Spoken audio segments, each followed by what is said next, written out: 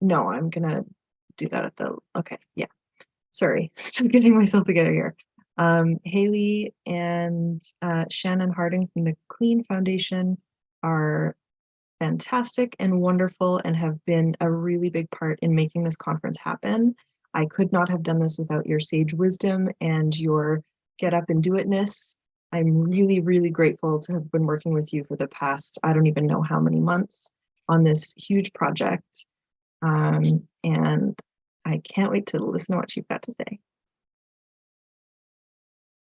Hi, everyone. You get to listen to me first. So as Zomi mentioned, my name is Shannon. And Zomi, thank you so much for all of your beautiful hosting and all of the work that went into this amazing conference. It has been a ride of knowledge and collaboration and I can't wait to continue the rest of the day. I get the honor of presenting our second to last EECOM award. So for those who may have missed some of the earlier EECOM awards during this conference, I'm going to give you a little bit of a background on it. Created in 1995, EECOM has been celebrating outstanding contributions to the field of environmental education and communication for decades. A feat for sure. Our somewhat grassroots beginning of the environmental movement has led us all collectively to a huge community across Canada. It's an honor and a lot of fun, not only to be a member of the board, but to take part in presenting to one of the 8 awards that are presented annually to deserving individuals and organizations. We weigh our nominees in 5 categories. So when anybody is brought forward, we look at commitment to the advancement of environmental education and communication. We looked at their impact as a tangible and potentially long-lasting agent of change. We look at collaboration through work with individuals, organizations, and communities. And of course, mentorship through fostering understandings, ethics, skills, and/or actions in others. And then finally, at innovation, by displaying courage and originality in the design, retaliation, and development of environmental education and communication. You can find more information on our website at ecom.org/awards. And Haley will tell us a little bit more about the next step at the very end. But before I introduce Haley and pass over to her, I would like to take the honor to present the EECOM Award for Outstanding Post-Secondary Institution to Lakehead University. Lakehead University's Faculty of Education has a large contingent of faculty members at both the Thunder Bay and Orillia campuses who are deeply committed to environmental education and communication. Mm-hmm. Collectively, they've made significant contributions to research on a wide range of environmental education topics over the years.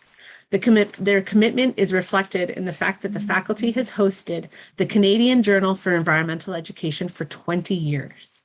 I'm sure we're all familiar with that excellent resource. This passion for environmental education can be felt throughout all of the programs the faculty offers. The doctoral program has welcomed many students over the years who have focused on environmental education, and these alumni have gone on to be leaders in post-secondary institutions across Canada, Australia, and the United States. The innovative Master of Education program in the Education for Change, with its specialization in environment and sustainability education, has proven to be extremely popular. Besides the required foundations of environmental and sustainability education course, students in that master's program can choose from an impressive variety of electives, including activism in education, animals in education, climate change education, critical food education, critical Indigenous pedagogies, ecological consciousness, environmental philosophies in education, holistic and contemplative education, outdoor education, place-based education, science, technology, society, and environmental education, and wild pedagogies. The Bachelor of Education program integrates environmental education in many ways as well. The Faculty of Education was the first in Ontario to require all undergraduate students to take a course in environmental education. In addition, students have opportunities to take a variety of elective courses to enhance their environmental learning. The long-standing OE3, Outdoor Experiential Ecological Education specialization, combined an environmental science course with a course focused on community involvement, and has included activities such as canoe trips, outdoor education field trips, action projects, and at least one student teaching placement with an outdoor environmental education focus. Another popular elective is the Teaching Climate Change course, the only one of its kind currently being offered by a faculty of education in all of Canada. In addition, environmental education content has been integrated in a variety of other undergraduate education courses, including Indigenous education, geography, health and phys ed, language arts, social studies, and science education courses. One more exciting innovation, because the list is long, is the development of the faculty's Aki-based programming. Aki is the Anishinaabe word for land that also incorporates the earth, water, air, and spirit.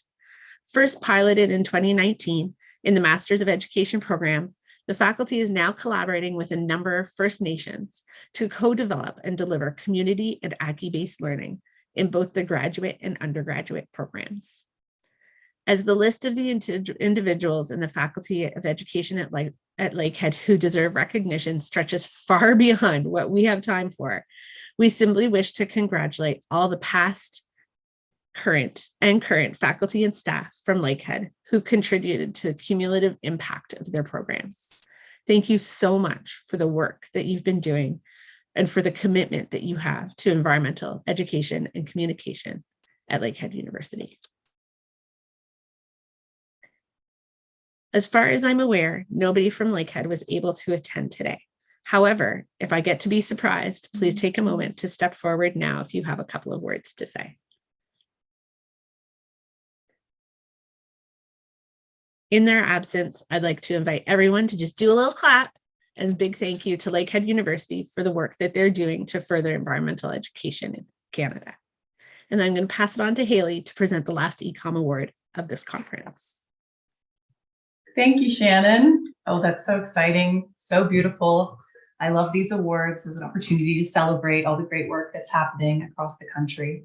And I am so excited to be and honored to be presenting the final award of the conference, the Outstanding Youth Action Leader Award. Okay, here we go. Are we ready?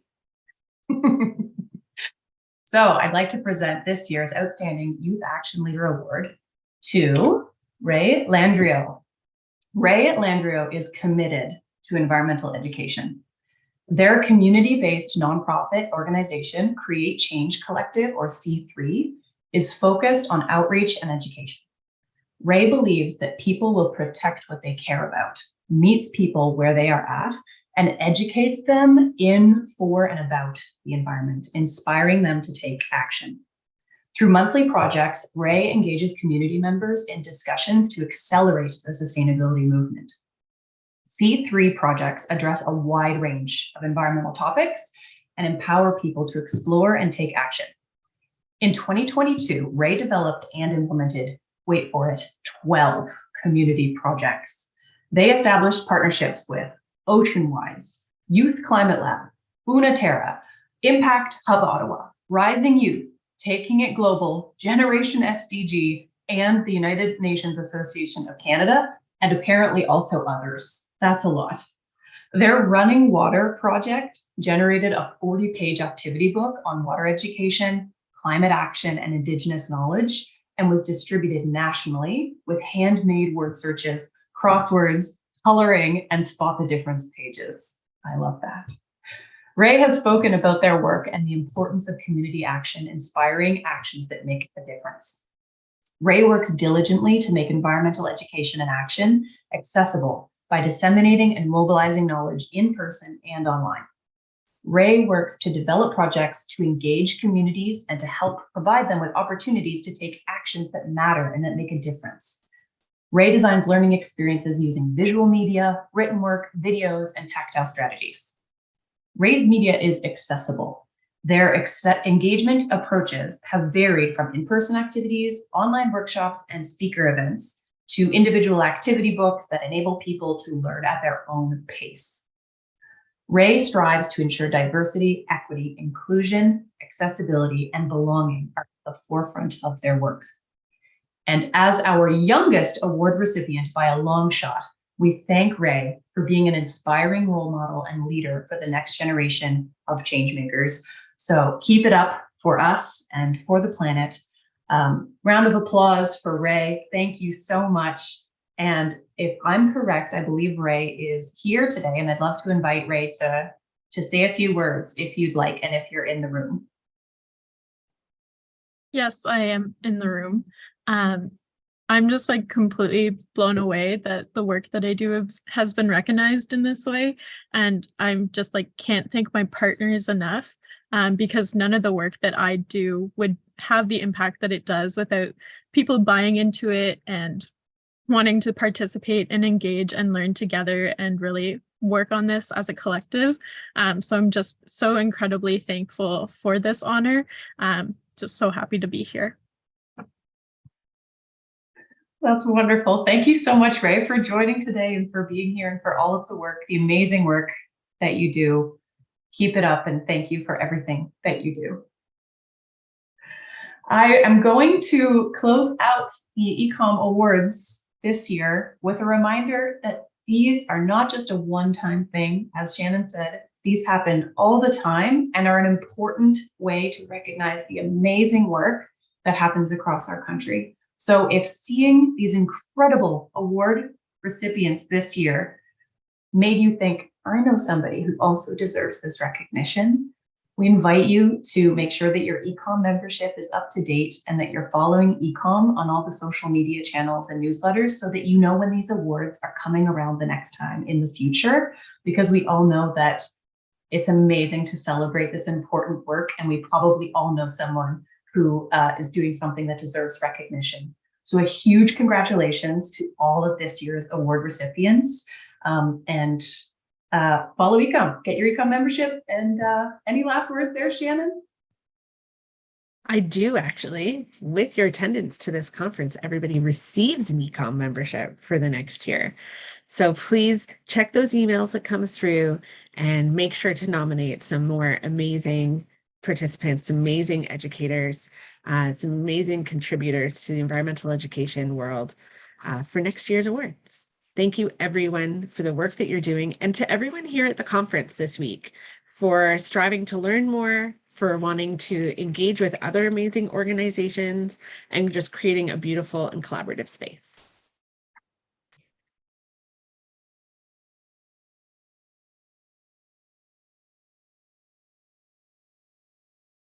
Awesome. Okay, hello everybody. Thank you so much for participating in a little warm up with us. Thank you so much for participating in the conference so far and for sticking it out for this last presentation. I swear it will be worth it. We have with us today Sabrina Guzman Skotnitsky. Sabrina is a climate justice advocate, artist, consultant, and researcher residing on the ancestral and unceded territories of so-called Victoria. As a bisexual woman of mixed Mexican and European descent, intersectionality is an important focus of her studies, work, and advocacy. Over the past 2 years, Sabrina has worked with Youth Climate Lab, the Canadian Council for Youth Prosperity, and the Emerging Youth Consultancy on a range of projects related to climate policy, green jobs, just transition, and youth leadership. Through her report, Build Back Better, Expanding Green Jobs for Youth Post-Pandemic, which she's going to be talking about in more detail today, Sabrina advocates for the equitable and large-scale inclusion of young people in Canada's transition to a low-carbon economy. Currently, Sabrina is a master's student in environmental studies at the University of Victoria, specializing in political ecology. Thank you for joining us today, Sabrina. Take it away. Yeah, thank you so much. I'm just gonna share my screen. And I did want to elaborate a little bit on like the territories and lands that I'm joining in from today. I am calling in from the ancestral and unceded territory of the Lekwungen speaking peoples, namely the Esquimalt and Songhees First Nations, as well as the Wasanich peoples. And I am relatively new to these territories and just want to really express my gratitude to be able to study and work here.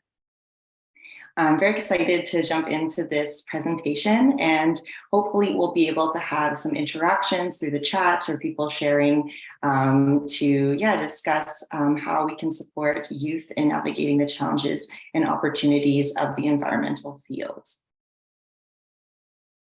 So for our agenda today, I thought we would start with a check-in and introductions in the chat. Many of you folks may know each other because you work together or have been in the conference together, but it'd be lovely for me to know where everyone is coming from. And I will have a slide next to ask exactly what I would like you to introduce yourself with. And we're going to start off with talking about what is a green job, because I think there's a lot of different conceptions and ideas about what defines a green job. And actually, that is something that was a really key part of my research. We'll also talk about why green jobs for youth and why now, and kind of the political moment we're in.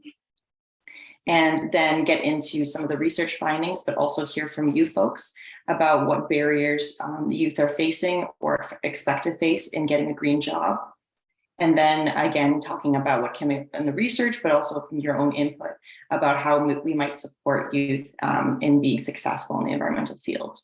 And then we'll wrap up with a Q&A and kind of open dialogue if there's any other discussion points we feel like we want to expand upon.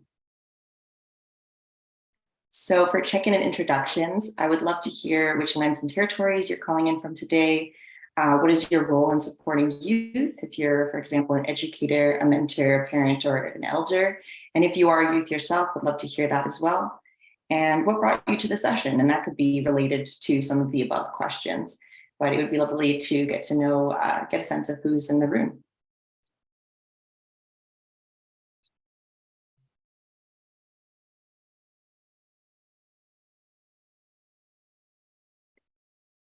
Oh, and I will say that my connection with folks in Eastern Canada is through living in Chibuktuk for 3 years. And so I am familiar with some folks on the call, but also just in general have a deep love for that part of the country. And yeah, it's lovely to be invited to speak here.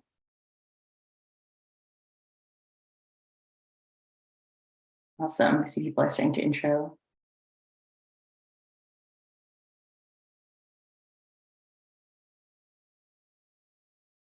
And I can also share a bit more about my own story as well as an introduction.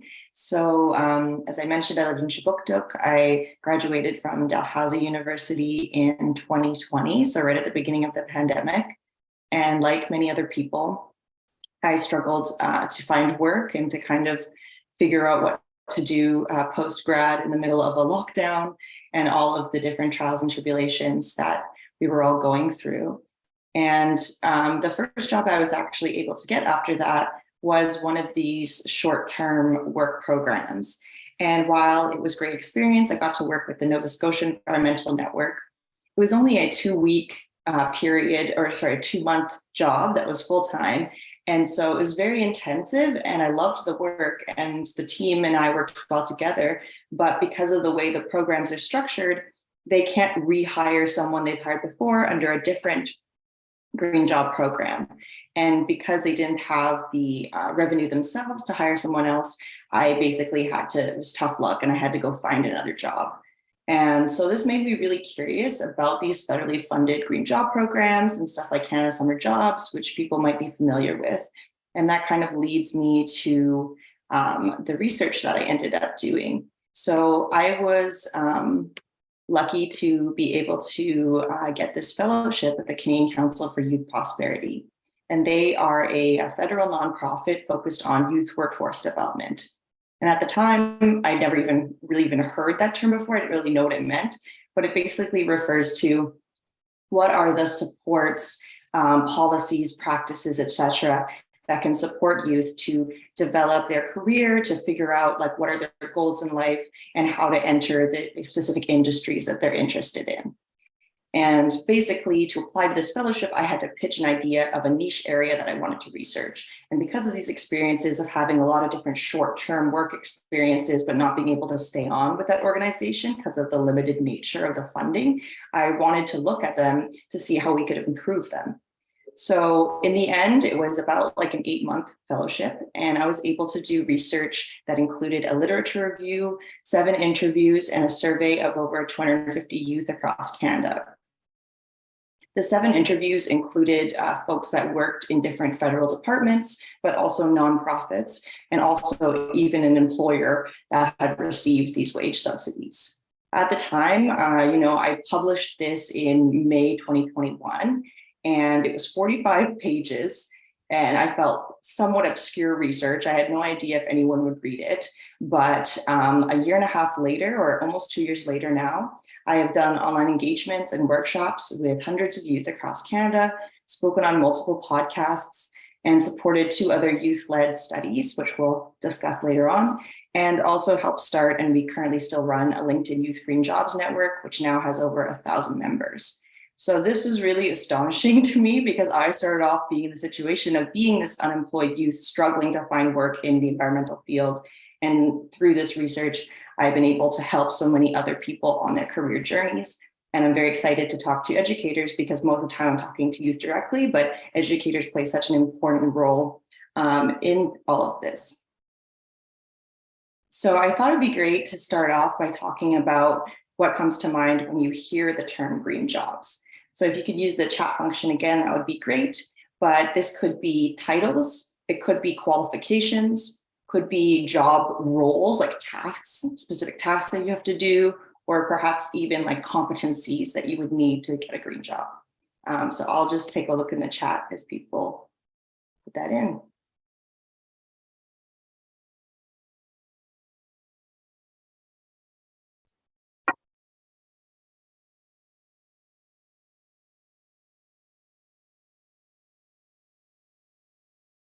I see jobs that help to protect the environment. Do all jobs have the potential to be green? I think we'll definitely touch on that later. Jobs or careers that relate to the environment, including conservation, but sometimes also natural resources. Jobs that consider conservation, environmental monitoring, sustainable both for the planet and the workers. For youth, this can be seasonal work. A job that's focused on the environment in some way or another, whether by protecting the environment or being sustainable. Not blue or white collar. Jobs that help improve the environment in some way. Yeah, and then someone said that they're skeptical if these jobs are really green and if they actually contribute to transition. Sustainable jobs that relate to the environment, work in natural resources, green economy related, knowledge of a variety of different science disciplines. Yeah, these are all really great thoughts. So as I mentioned, this is kind of a hot topic about how you define green jobs. And I thought, when I started my research, this will be simple. I'll just find one definition and I'll go off of that, and it'll be like in my introduction. And I started Googling, and there was all of these contradictory answers. And so this made me think, okay, well, then how, if you're applying to a program, how do you know how they define green jobs? And then I found out that each program on their website, they would say the requirements and stuff, but they often were different, requirements for different programs. And so when I started doing my interviews, I decided to ask each person how they define a green job. And so sometimes it was their personal definition, sometimes it was how their department defined green jobs.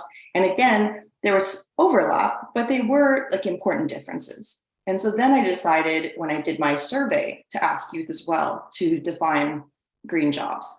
And that's where I really got some of my favorite definitions. So my favorite one in the light green here says, green jobs are careers that focus on the creation of a more sustainable and just future for all. I really love this because it's talking about, let's look at what we want to create, what's the future we want to build, and then what are the jobs to help us get there, and then help us to sustain that future society and that future way of being.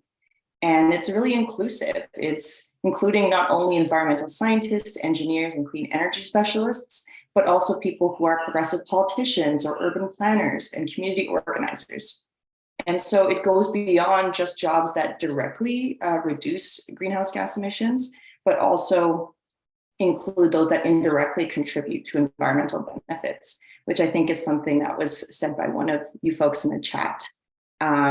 So this includes both people directly employed within the environmental goods and services sector, regardless of occupation. So this could be someone who works for an environmental organization, but does communications or does their, I guess communications is the first example I think of, or art, or something that doesn't have an environmental credential associated with it.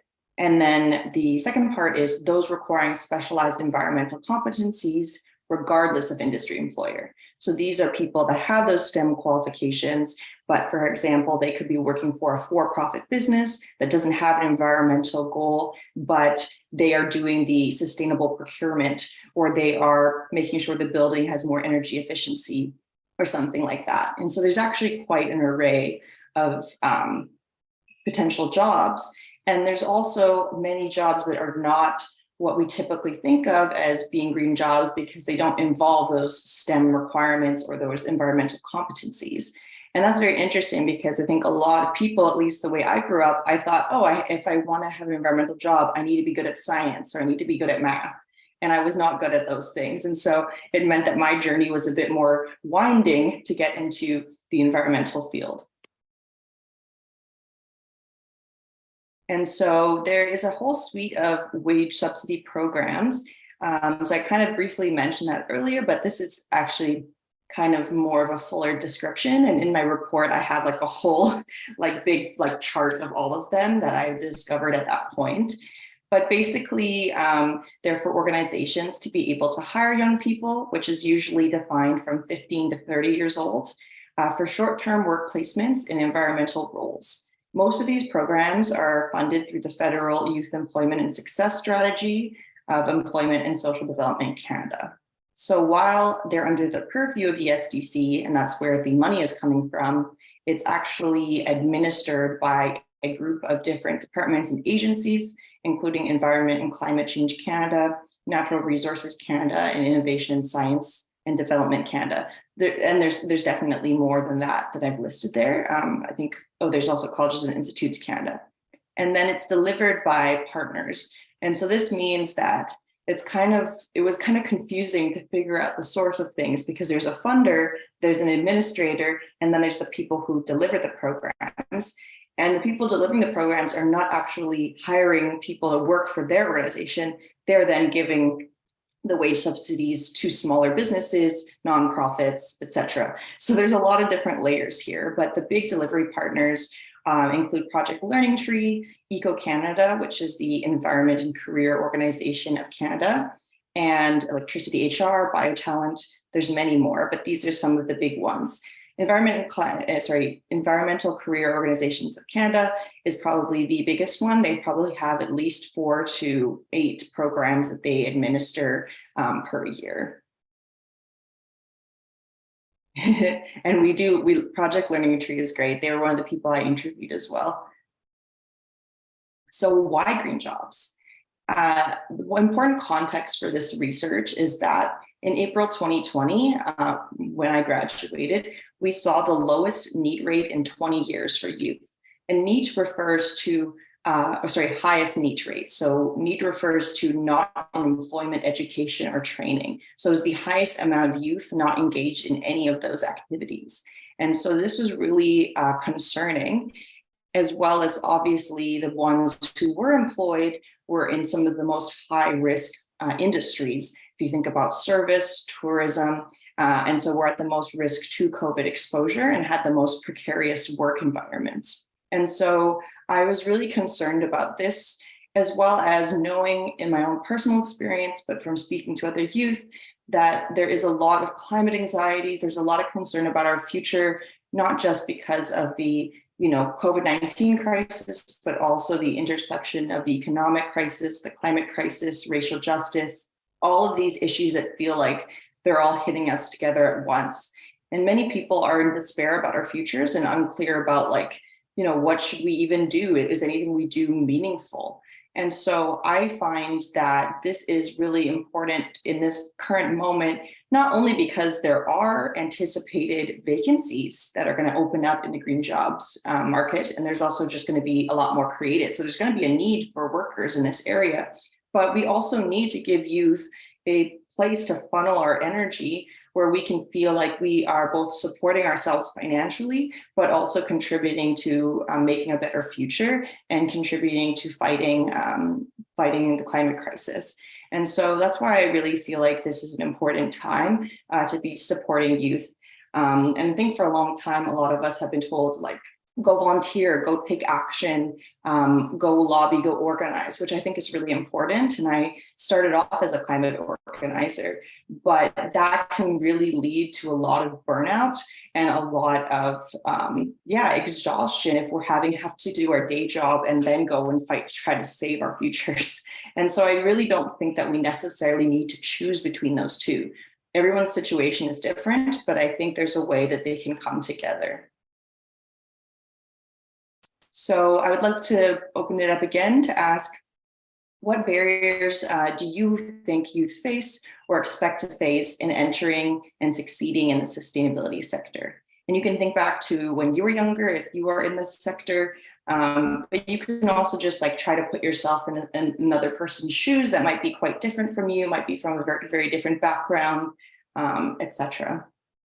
So barriers to education due to finances, livable wages versus your personal values, not knowing which new jobs will be created, low pay, not enough experience, competitive nature and lack of access, finding full-time year-round permanent work, lack of opportunities or just a hard time finding opportunities, self-confidence,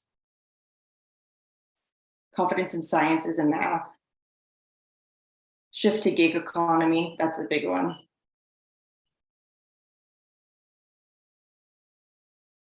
Imposter syndrome, oh, our lovely friend. The lack of political weight of the NGOs and community-based organizations. Transportation to remote jobs, many green jobs may not be in urban centers. Yeah, these are all great. These are ones I haven't heard before, so I love that. Uncertain funding to organizations. A global pandemic, yeah, just to throw that in.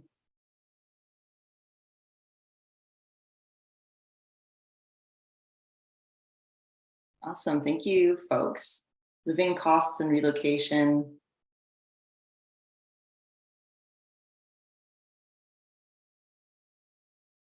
Yeah, this is great. Folks have definitely identified quite a few that came up. So in the survey, I gave a few options of different barriers people could select. And then there was also open, like if you have additional barriers you want to add that you've been facing, lack of long-term funding. And so basically what happened was one of the questions was to rank on a scale of like slightly difficult to extremely difficult. How difficult do you perceive it is to enter the environmental or low carbon field? And I was shocked to see that 64% of respondents ranked it moderately to extremely difficult. And one reason I was shocked was because I believe about 20% of the total respondents had already participated in green job programs. And so having already participated, there still was this really big perception of difficulty. The most common barriers youth listed were that they don't have experience in the green fields, they don't know anyone who works in the fields, they don't have the right degree or accreditation, and they're not good at or not trained in science, technology, engineering, or math. And so this was really interesting in the sense of that experience came out like is the top barrier, but also this idea of not knowing anyone who works in the field and how that kind of limits your idea of what's possible for yourself. And Project Learning Tree Canada, in a presentation I attended with them, they also identified these three challenges, which I think really intersect. So they talk about how youth don't know what a green job is, which comes back to this very vague definition of green jobs and how it's deployed by different organizations. They don't see themselves in a green job and they don't know how to get a green job. And I would say number two is really important because it really speaks to the lack of representation for a lot of young people. I don't know about you folks, but when I especially when I was younger, when I would picture someone in a green job, I would picture a white man who was probably middle-aged with a like reflective vest and like a yellow like hard hat, who was doing, you know, solar power panel installation or working on a wind turbine or something like that. You know, I didn't imagine someone who looked like me, or even, you know, someone, for example, who was like a woman of color in STEM, or, you know, an Indigenous youth doing art as a green job. Like that wasn't the kind of images I came up with. And so if you never see someone that looks like you, who's from your community, who has similar experiences to you, lived experiences, you can't, it's hard to picture that that's a possible route for you or career path. And so that's one reason why it's really important, again, to have these positions be more accessible, and so that it'll have a ripple effect, right? And so to speak a bit more to some of the equity challenges, as many of you folks probably know from experience, the environmental field has historic and ongoing practices and policies which exclude BIPOC youth, women newcomers, youth with disabilities, and youth from rural and remote communities. And there's quite a few reasons why that is, and this is definitely not an exhaustive list, but as some people highlighted, the high cost of education, especially to get into STEM degrees. And, you know, there's a lot of different reasons why you might not be able to go to university other than finances, because of where universities are located. If you've never had someone in your family who's gotten a university degree, again, if you don't know someone who's done something, it's kind of hard to, again, imagine it's possible for yourself. And of course, the STEM field in general has excluded and discriminated against women specifically for many years, but also other groups of people.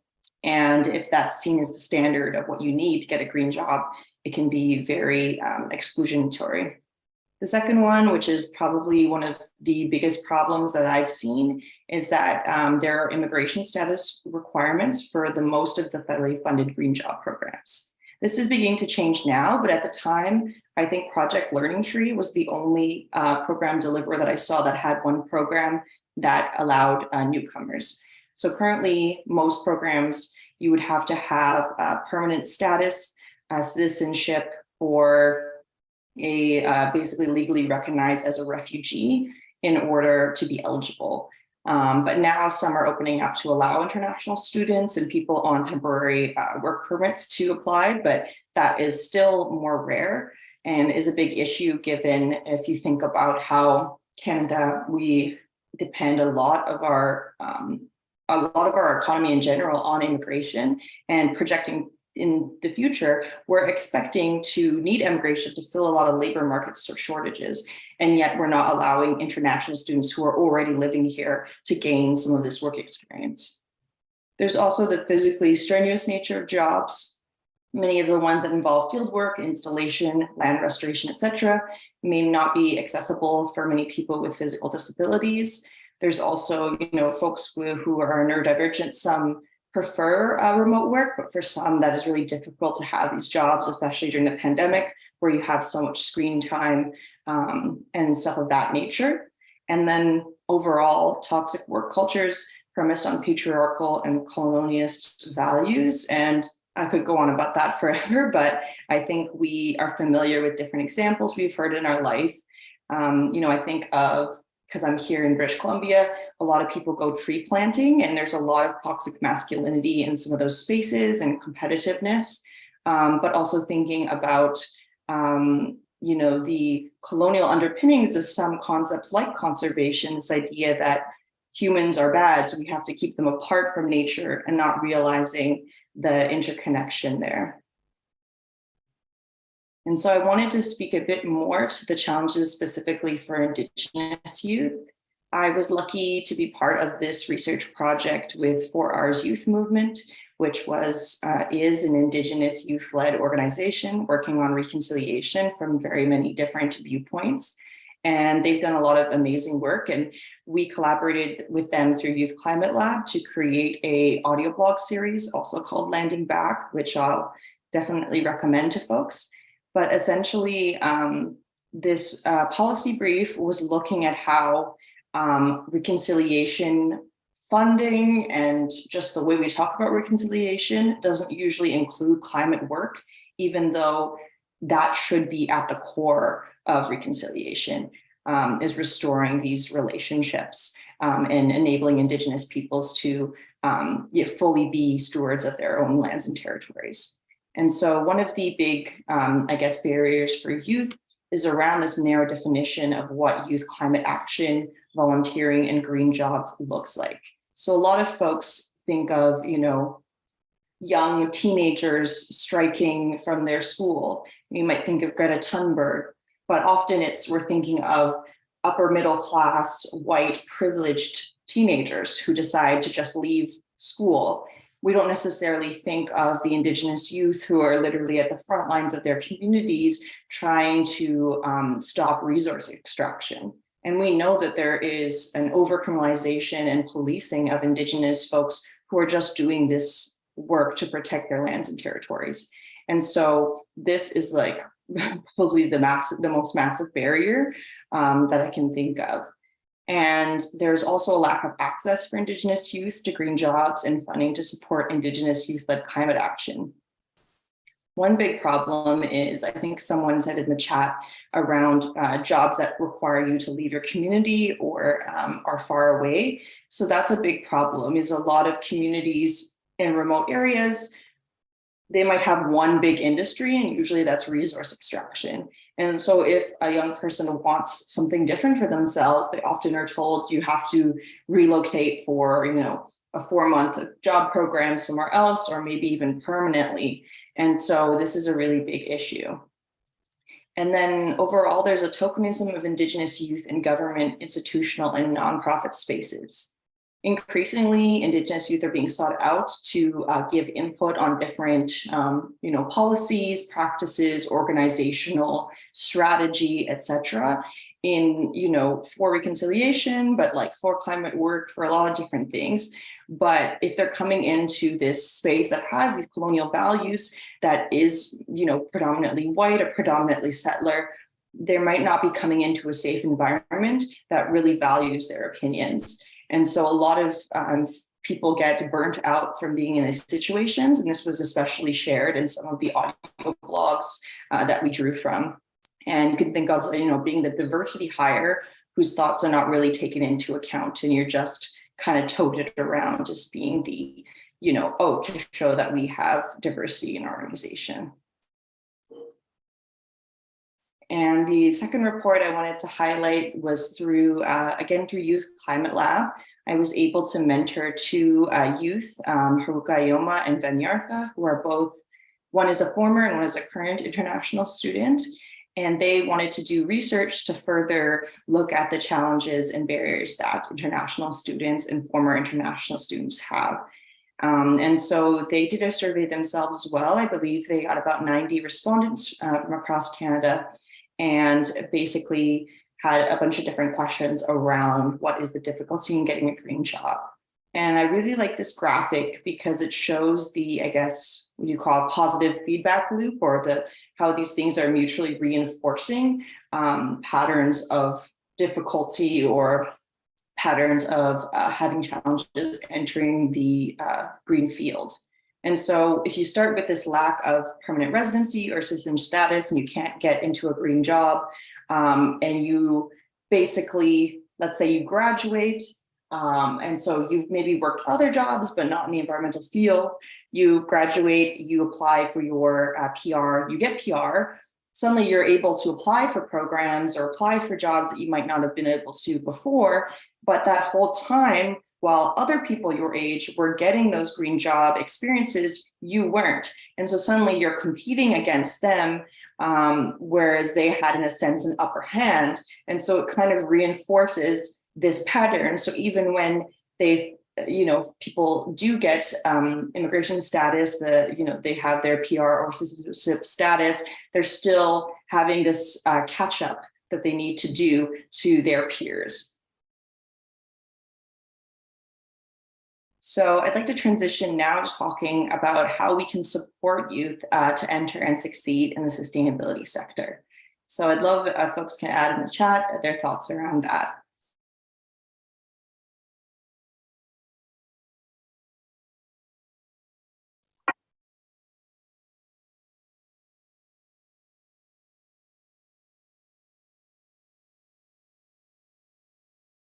There's no wrong answers. Sharing lived experience.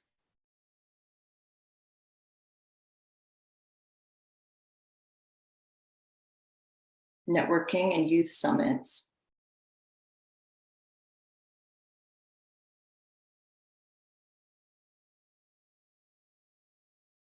Getting more training as an org to better support youth.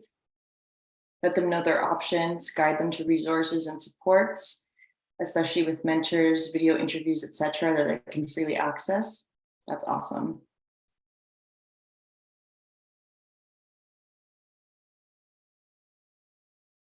Volunteer opportunities.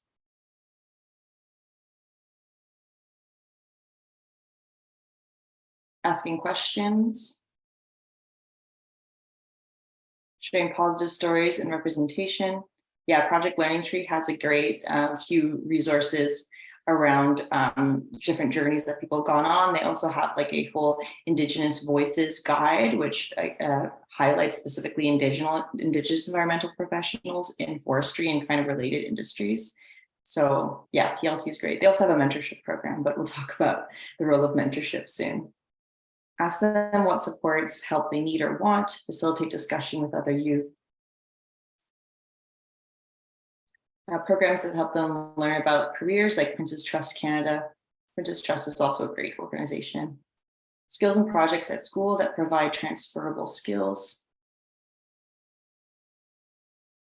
Oh, I see Danica linked to the PLT Green Voices things. That's great.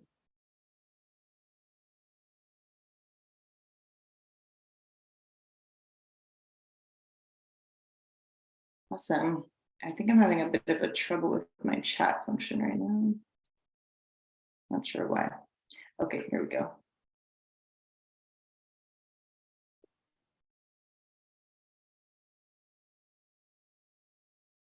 I can't see my next chat messages, so I'm sorry if I'm missing some things someone shared.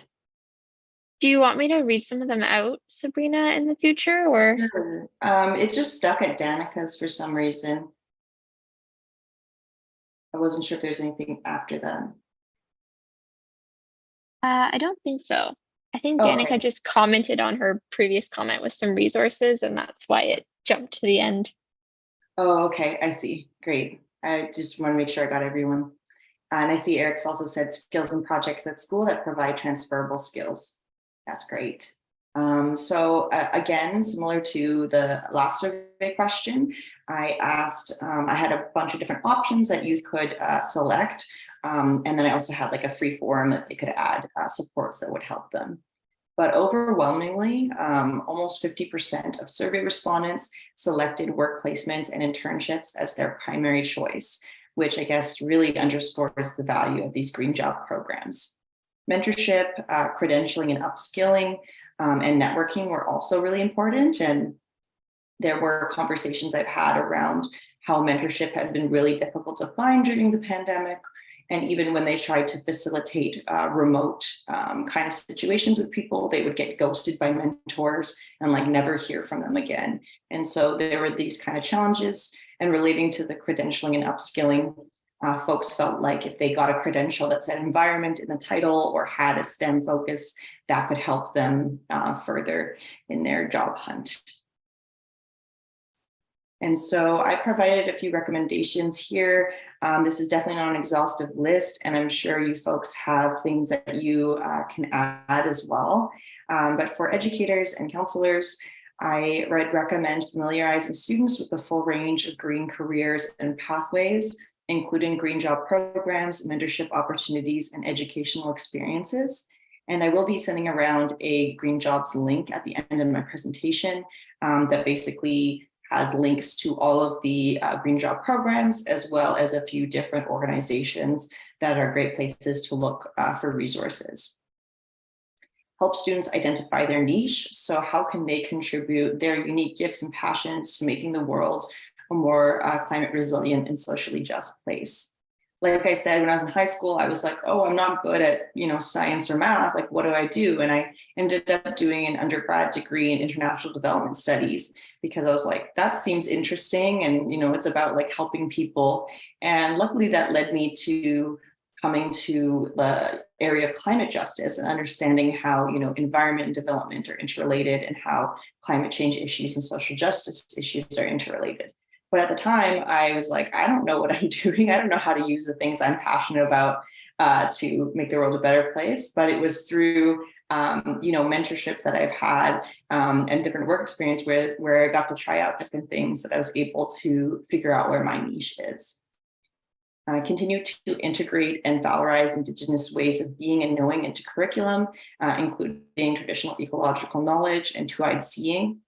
As I mentioned briefly in the discussion around challenges that Indigenous youth face in particular, is this kind of the cultural values and the ways we talk about, science and environment can be very alienating to Indigenous youth.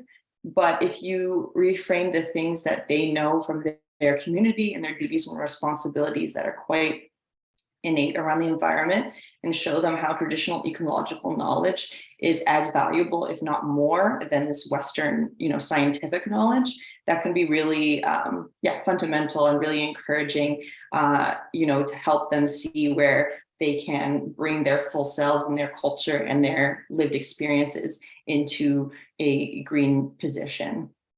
And then because this is a personal area that I'm very personally passionate about is around the mental health challenges students may be experiencing. I mentioned about climate anxiety, but there's also things like ecological grief.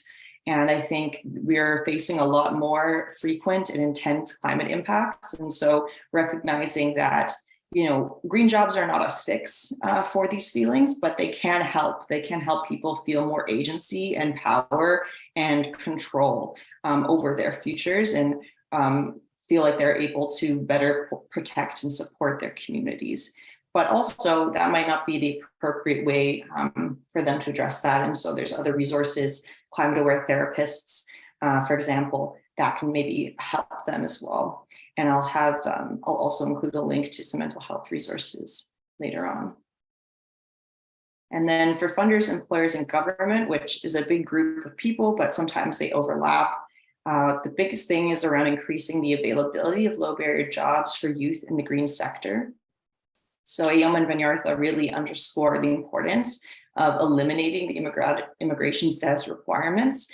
But if that's not possible, or if you are able to then use an alternative funding source. And so, for example, if you are a for-profit business, or if you are a social enterprise, you have a bit more freedom in not using a wage subsidy, and therefore you can hire people who might not be eligible for that wage subsidy. Working with Indigenous and remote communities to create and attract businesses and other new employers. This will be especially important as hopefully we are transitioning to a low carbon economy and phasing out a lot of fossil fuels to ensure that communities where they've grown up and everyone they've known and everyone in their family has worked for the oil sands, for example, making sure that there are new things coming into their community, new opportunities, the appropriate training so that they can see a way forward without having to relocate permanently.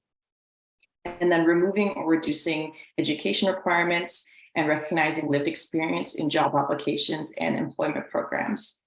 And so one great thing I've also seen that's changed since my report is that many of the environmental programs that had STEM requirements have now kind of opened up in the fact that they won't have any education requirement, or they will have like a BA or something like that, instead of needing, you need an engineering degree or you need, computer science degree. But that is still not necessarily as common with job applications. And so what I would love to see more of is, where you have a degree of this many years or commensurate lived experience or work experience, where people are allowed to show that like the things that they've learned growing up, for example, stewarding their lands is really valuable information and experience to bring into a work environment.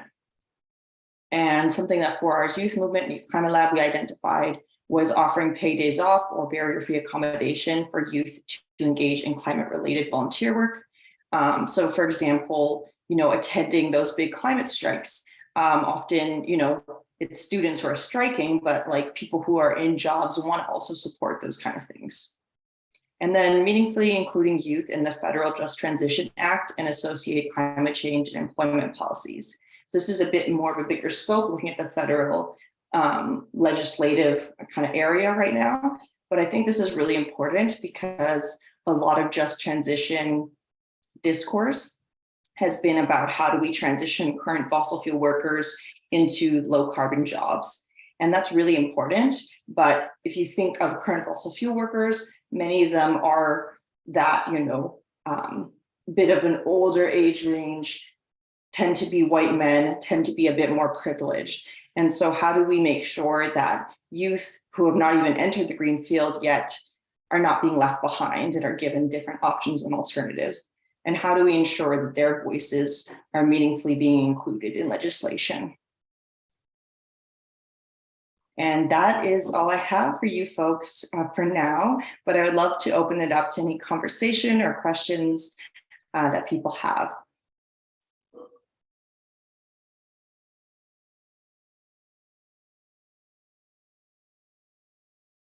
Thank you And so feel much, free- Sabrina.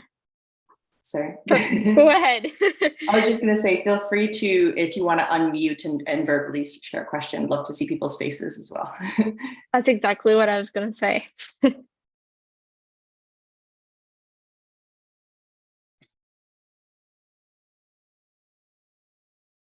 I have a question. Thanks, Sabrina. This is the second time I've seen one of your talks regarding this, and I always am able to take away something a little bit different every time. So I really appreciate you taking the time to share this with us and your findings. We've developed a program for high school students to initiate or inspire them to think about green jobs. And, we often debate if we're doing it the right way, in the sense that we bring the idea that all jobs have the potential to become green, and looking at it at a large scale, vast. We don't want to pinpoint, too much and to a narrow field. And we keep debating if that's a good thing or not, because, we want to, it's just, I would love to know your thoughts on that, actually. What do you feel like are the challenges with narrowing it that you're finding? Or what I would say, what's the drawback from opening it up? Actually, that's what I mean. Right. I think, it kind of forces us to question a little bit more if that job is actually green, and then going back to, okay, well, what makes it green? Because it's kind of like a spectrum of, you could be green a little bit, you could be green, and you mentioned it before, I'm not wording this properly. It is Friday late afternoon, but it's again on that degree of green and the messaging that we want to give to high school students. So I don't know if that's clear. No, I think that's clear. I guess the only thing to be weary about is greenwashing, right? Is this idea of because I don't know green enough, but if something is trying to say that it's really sustainable and it's not, that's where I'm more concerned. And I think what's interesting about green jobs is that the more something is labor intensive, the more it's inherently low carbon, because you're using your own labor rather than technology, energy, et cetera. And so it's really interesting, because I would argue that, for example, care work could be a green job. But some people are like, well, you're not directly, contributing to environmental benefits, but you're inherently not, you're not using a bunch of fossil fuels to do your job. So I don't know, it can get really nitpicky there, but I think if there are jobs that help youth feel a sense of purpose and contribution, and they're not claiming to do more than they actually are, I don't see the harm in having that wider definition. Thank you. Thank you so much. I'm just going to put the green jobs resource list here. Please feel free to share this with anyone you work with. It's just a view-only Google Doc that'll be up there, and people can definitely check that out. And I see Haley put a plug in for Clean Foundation. They're also on that list. Clean Foundation does a lot of great different leadership programs. Were there other questions? I have a question, Sabrina. You did mention it briefly, but when you did your research, I'm just wondering about experiences of youth with disabilities and how that might too put them behind their peers, and then they have to work harder to overcome those barriers, and then they actually might age out of the system, the support system that's there. So I'm just wondering your thoughts or research around that. Yeah, thank you for your question. Unfortunately, I haven't been able to really go down that route as much as I might have liked to. And with the survey, I don't know if that was information I collected, like demographic information to know specifically. But I have a friend who's doing a lot of good work in this space, and she has had her own experiences with someone with cerebral palsy she did try to do field work. She came here as an international student and did a environmental technician certificate, and then realized that it was not really possible for her to do these long work, field work segments. And so she kind of had to pivot and did a lot of volunteer work just to gain experience in kind of the communication side, and now works for the WWF as like a fundraiser. So it's really challenging. I wish I had better answers for you about that. This is an area that I would love to see people do more research on. And, even with, the reports that I mentioned, like that was research that I didn't get to do in the scope of my fellowship, but luckily I was able to help continue. So this is an area I would love to also support in some way.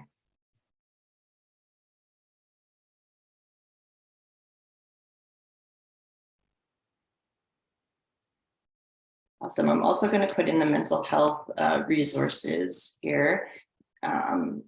So hopefully people can save those links.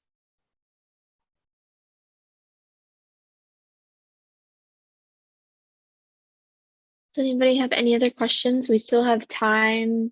If you have anything you'd like to ask Sabrina before we wrap up.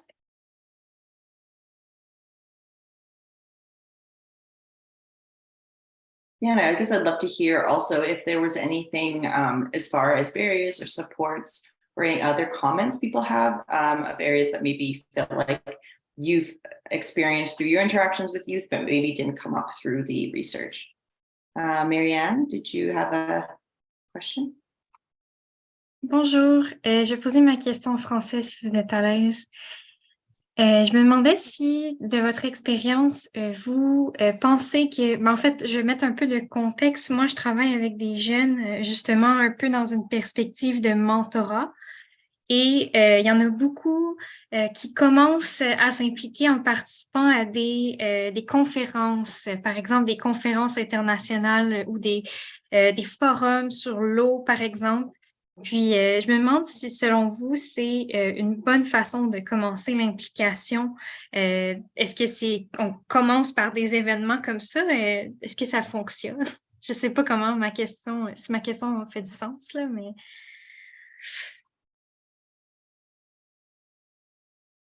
Yeah, no, your question definitely makes sense. And I appreciate you bringing that up, because that's definitely one way I really started getting involved, was to go to conferences and learn from speakers, but also meet new people. I think it definitely plays a big role because you are able to start those networking. And like, as you are going to different sessions, you're kind of broadening your understanding of different environmental issues. I would say the two challenges that I would kind of highlight. The first is around the accessibility of attending those conferences. Sometimes it's just like, oh, you have to miss a day from school to go attend, and you can get your teacher's permission. But sometimes it's like travel costs, it's registration costs. There can be other barriers. And so sometimes it's challenging to like expect or to just keep suggesting that to youth, and they might feel like a bit alienated from those spaces. And then I guess part two is like, I don't know if you're talking about this type of conference, but like if you're thinking about the big like climate conferences or the biodiversity conference that just happened in Montreal, there can be a lot of build-up, a lot of hope, and a lot of expectations going in, and youth spend a lot of time applying fundraising to be a delegate to attend, and then there can be a massive letdown and disappointment and feelings of despair when certain goals are not met, when there's agreements that aren't come to by the parties that were expected. And so it can be really demoralizing for youth who do attend those. And so it's really kind of, there needs to be a balance around supporting them and like understanding it's important to engage in these like multilateral or even like smaller scale interactions with government or policymakers, but also helping them kind of manage their expectations and supporting them afterward in figuring out, okay, well, what did I learn from the situation that I can take forward in the future? And how can it help me make different decisions or do something different with my own career path? Because I think a lot of the times as a young person, especially in high school and stuff, I just thought like, okay, the government's going to fix everything. And when you kind of realize that they can't or they haven't been, it can be really, really scary to be like, well, then who do we trust? And so kind of building their trust in themselves, but also their communities and in organizations like the one you work with, that they're there to help them and support them is really important. And thank you so much for that question. That was great.